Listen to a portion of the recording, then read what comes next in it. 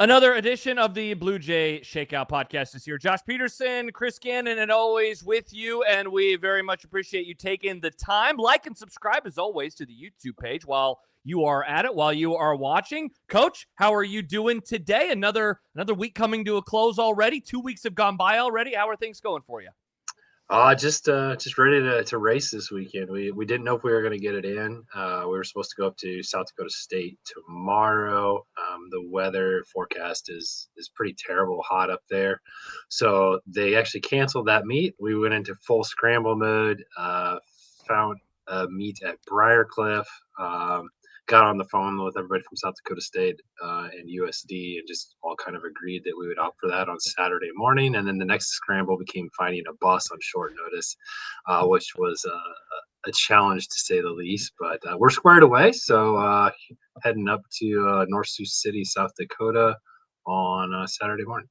Awesome. You hit on multiple things there that I wanted to ask you about. But first, as we discussed on the last pod that we did a couple of weeks ago, another new photo behind you. You're going back into the archives. What's the story behind the one that people can see behind you this week? Yeah, it's another photo from Creighton Stadium. This was before the renovation. So Creighton, if you get into the archives of Creighton history, we actually had two Creighton stadiums over the years. This was the original Creighton Stadium. There was different orientations of the two stadiums as well. One was a full stadium. One was the original stadium, was a little smaller. So this is from the original Creighton Stadium. This photo is like circa 1926, I believe. So it's just another pretty cool photo, like heading into the finish line, the judges, the string, everything going along. It's pretty sweet. I've really enjoyed dorking out over this. It's been a lot of fun. Yeah, every time I look at an old photo, Chris, I always think of the shoes and how I would be such a baby wearing the equipment of the chafing that they didn't have any of the things that we have today. I can't imagine what it was like back then. It's wild. It's wild. Yeah, it certainly is. You mentioned the race this weekend. I wanted to ask you about that, and you know that's the thing that us amateurs have to deal with at times too. I have some really good friends who were scheduled to run Twin Cities a couple of years ago. That race got canceled the morning of the marathon because it was so warm, and a lot of them ended up where I was, and that was running the Des Moines Marathon. Is this something common that happens, or have you ever had to deal with something like this before in your career? We've had to deal with it being warmer than ideal before, or the flip of that, colder than ideal before. I mean, it's cross country, but the same thing happens in track. This is the first actual meet I can remember being canceled though due to heat. Typically it's try to adjust start times and things like that, but it's just been so abnormally hot here. I think tomorrow afternoon in Brookings it was supposed to be pushing 90 degrees, and that's just it's not even about the performance at that point. It's about the safety of our student athletes. And even tomorrow morning, we were originally supposed to start at 10 a.m. and they've already bumped that start time to earlier. Again, just for the health and safety of student athletes with these conditions. And it's not always just the temperature, but the heat, the humidity, the dew point, the wet bulb thermometer index, or whatever they specify use there. But as an athlete or as a person, that's something we're always aware of. You see it in football, you see it in soccer, you see it in those things. It's just been so warm though, so we're definitely hoping for fall to start up one of these days. Yeah, gosh, I was thinking the same thing on my run yesterday. We talked last week about kind of the ebbs and flows of training and getting ready and peaking and all of those things. Building in now an extra day, what's that like? And is you're adapting kind of on the fly? And I know it's only one day, but it's also you're trying to optimize the performance, and now it's going to be pushed back by 24 hours or so. Yeah, no, we were fortunate. Rod DeHaven, the coach at South Dakota State, great guy, incredible program that he's built up there as a mid-major. Done an amazing job. Rod's really in touch with things, and he's always looking out for the best athlete interest around. And so he reached out to us on Sunday night. Even I'd already sent out programming for the week as the glimpse ahead. So we got that Sunday night, and we knew right away on Sunday night that we were not going to be racing on Friday then. So I didn't get that email until 10 p.m., but it immediately had my mind turning of the adjustments for the week. So we automatically made adjustments to what we were doing on Monday and Tuesday then off of that. So we got a bigger workout and more volume in on Monday than we had originally planned. And then we actually came back, and normally we would have not done much on Tuesday. It would have been more of a recovery day for us, but we went ahead and got work done on Tuesday. Then Wednesday was a recovery day, and then instead of tomorrow being pre-meet, we're actually going to do, or today being pre-meet, instead of racing tomorrow, we're actually going to light work in today, just some light tempo today. Pre-meet tomorrow, race on Saturday, and then that pushes long run into Sunday, and then Monday becomes our off day. So it doesn't just impact what we're doing this week; it flows into next week as well. Next week is the last week athletes are on campus for fall break, so we're actually only going to see them Tuesday, Wednesday, Thursday next week. We give them Friday, Saturday off for fall break. So the chain of events here is actually a pretty big chain of events as far as how it's impacting some of those programming and dynamics. But at the same time, I really liked getting an extra workout in. We had a great workout in on Monday. And I think it's just built up really well. We ended up not backing off at all for this meet based on how everything flowed into it, especially with the adjustments of now having Monday off next week and then Friday off, Saturday off next week. Now, off is a light term there. Those kids will definitely still be getting some runs in on their own when they head back home over fall break and things. And they're back here right away that Monday for fall break and heading into our second home meet of the season. Chris, you mentioned a few minutes ago, waiting for fall to arrive. I'm not currently training for a marathon, but I know that if I was, I wouldn't have to really convince myself, but I'd be telling myself, hey, it's good that you are this close to the race. It's like Chicago's up next week, for example. Twin Cities is this weekend. I'd be saying, you're getting closer, and it's going to be good. It's almost going to be like swinging a couple of baseball bats, but then you could go up and you only have one in your hand. Like, do you view it the same way of, I wish that it was fall, but it's also going to be nice to still have some of these warm days because it could pay off as we get into mid to late October? Yeah, it's impacted workout programming a little bit. I think as far as what we're doing on a day-to-day basis, probably Coach Fayer's group actually with his mid-distance track athletes who aren't running cross right now more so than us. But there's this running. I don't want to even call it a joke. It's this running thing within the coaching community. If you want your athletes to feel fit and fast, the very first day it cools off, go run a tempo. And so we're all really kind of waiting for that day. All of a sudden, like, oh man, I got fit really quick. No, you didn't get fit really quick. Your body's just finally running efficiently because it's not 95 degrees out. Yeah, we're waiting for that day. I hope it comes. And then the confidence booms. Everybody feels good. Like, oh, crush that workout. And this past Monday, it was pretty good at workout time for us at 6 a.m. But it still was a little bit muggy, still a bit warm. I'm really looking forward to that first morning where it's 52 degrees and there's no humidity and we feel really good and athletes will feel great afterwards and just be ready to roll. It'll carry over some really good momentum for us.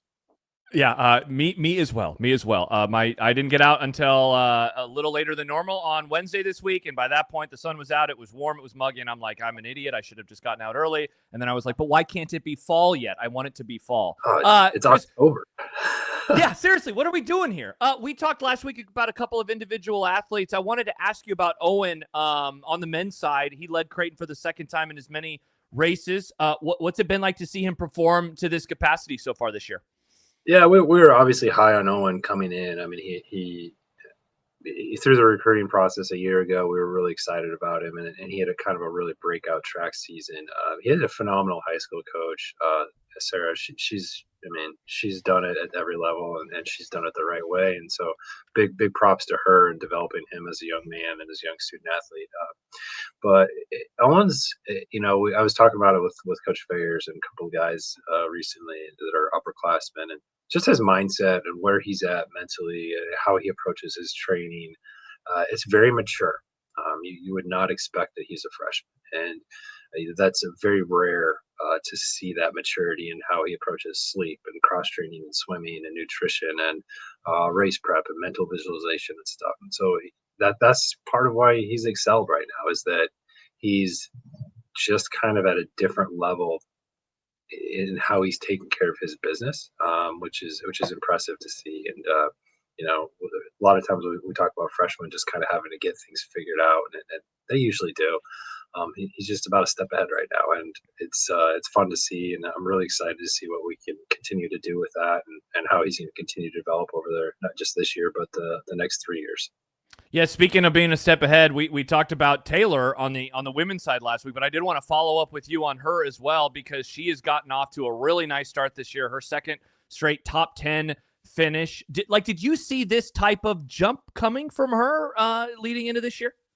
Yeah, I think, in some ways, Taylor's just been her over the last few years being able to put together that long, healthy training block. And that's something you and I talked about a couple weeks ago. And it's gotten Yeah. brought up in our regular press conferences recently, too. It's just that's there right now. We knew she was a great runner and had a lot of talent. She ran a Valor Christian out of Colorado. I mean, that's really stored, historic program there in Colorado. And her high school coach, he's no longer at Valor, but Greg's got to be one of the best high school coaches probably in the country.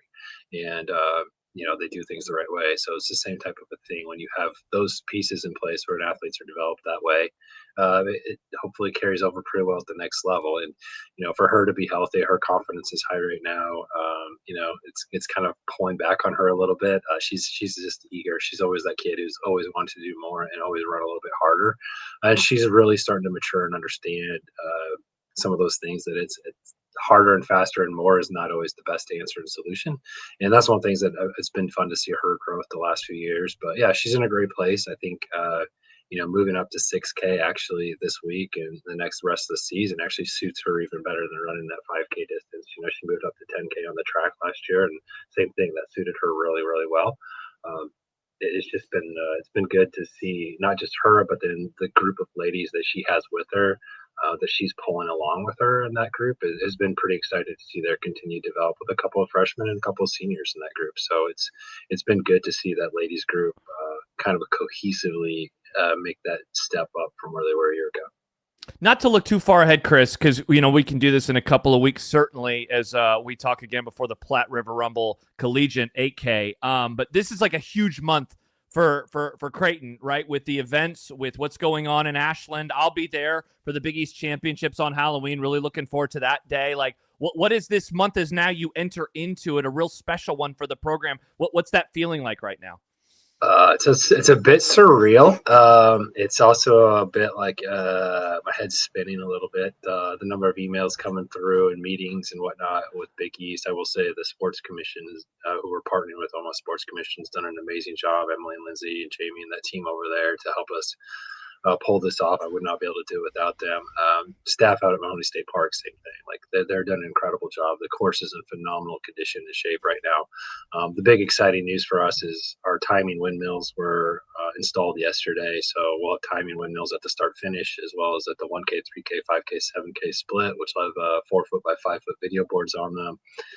For live results and scoring and everything. So kind of seeing some of those things come together, that the windmill idea is the timing board is a dream that we've been working on for a couple of years now. Really fortunate to have, been able to get some donors and specifically Cass County to kind of step in and help with a grant there to get that done. But it's just, there's a lot of little things but seeing windmills installed yesterday was kind of this big moment of like, holy smokes, like this is going to happen. And just working on logos and graphics and branding on some of those things, emails back and forth with other coaches and travel plans. And it's been, it's exciting. It's really exciting. I hope at the end of it, I can take a moment and soak it all in, which I'm going to try to be very present in at that moment. But at the same time, there's a job to be done on our side as well to not just to host an incredible experience for all of the Big East, but to perform well and defend our home course, if you will. And there's 3 nationally ranked teams right now in the Big East on both the men's side and the women's side. So if you're a runner and you're in the local area, this is going to be the best cross country competition that this region has ever seen here, especially local to the Omaha area and community. You're truly going to see some world class runners that are going to be right here at Mahoney State Park on 1031. So it is exciting on all those levels. Yeah, and so if you go to the website, gocreighton.com, and you go to the schedule, you can find a link to buy parking for that event coming up at the end of the month. And if you're not local, it will be available on ESPN Plus, which is, of course, the new partnership that the Big East has this year, which is super, super cool. I've been a part of a broadcast so far with soccer, and I'll have many more to come as soccer season finishes and basketball season arrives as well. And I do, before we say goodbye for the week, Chris, I love what you said there about like taking a step back and just like appreciating it, because I know all of us, can get into that go, go, go and not thinking about those types of things. And then suddenly you're a year or two removed and you're like, I wish I would have enjoyed that a little bit more. So a very special time for Creighton athletics, and I'm happy to hear that from you. Yeah, it's exciting. We've always said a long time around here that eyes up, the future is bright. And a year ago I said to the team, I go, the future is now. And doesn't mean we're not continuing to look ahead and continuing to build, but there's so much that we've worked for the last 5 or 6 years that is kind of coming to fruition right now, and then we can continue to raise the floor, as we talk about around here, and reach for the ceiling. Absolutely. Another edition of the Bluejay Shakeout in the books. The next time we talk, I mean, gosh, the sun's going to be setting earlier and earlier. The Big East Championships will be like 2 weeks away. There will be another race coming up that week, so we will have so much more to talk about 2 weeks from now. Everybody, on your way out, again, like and subscribe to the YouTube page. Very much appreciate it as the season somehow just keeps flying by. Chris, a wonderful conversation as always. Good luck this weekend. Safe travels, and great luck to Creighton Cross Country. Appreciate it, Josh. Have a good one.